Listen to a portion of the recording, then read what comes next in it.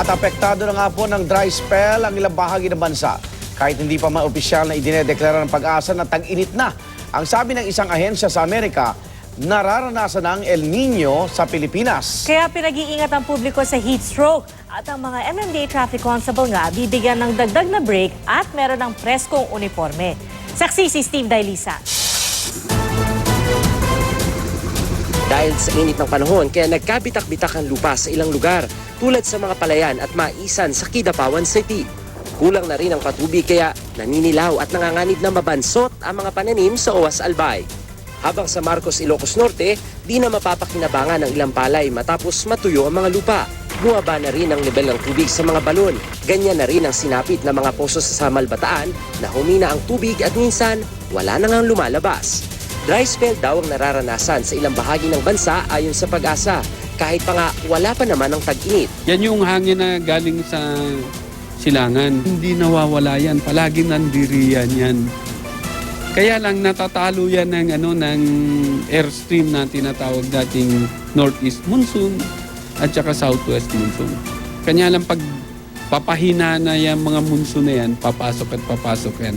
At yan yung nararamdaman nating mainit na hangin. Posible kayang mas lumala pa ang init sa bansa? Base kasi sa datos ng NOAA o National Oceanic and Atmospheric Administration ng Amerika, may El Nino conditions na sa Western at Central Pacific dahil sa pagtaas ng temperatura sa karagatan na pwede magdulot ng malalakas na bagyo o pagkatuyot sa ilang lugar.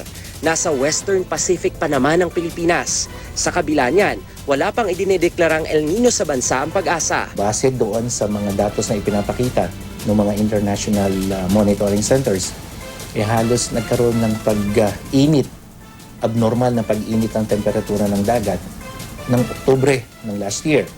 And then hanggang sa umabot ng Pebrero nitong ngayong taong ito, na talagang nagsasabi na makakaranas tayo ng mahinang El Nino.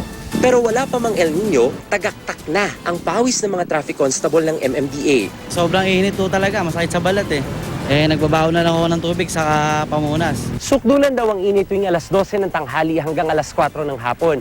Kaya nga ang payo ng Pag-asa, kung may iwasan, huwag munang lumabas ng bahay o establishmento sa pagitan ng mga oras na yan. Kung hindi naman, ugaliing sumilong paminsan-minsan. Sa ngayon, naglalaro ang temperatura sa 21 hanggang 33 degrees Celsius dito sa Metro Manila.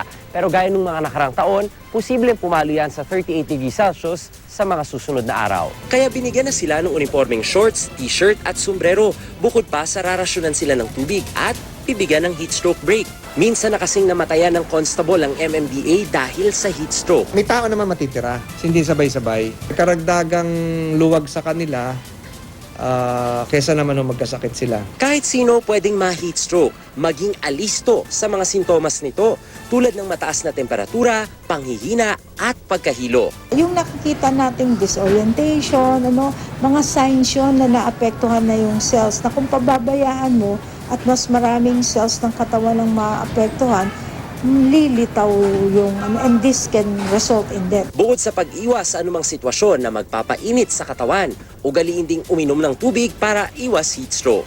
Hindi advisable ang soft drinks, coffee, tea, most especially alcoholic drinks dahil lahat na ito nakaka-dehydrate lalo. So the best is water. Ako si Steve Dailisa na ang inyong saksi.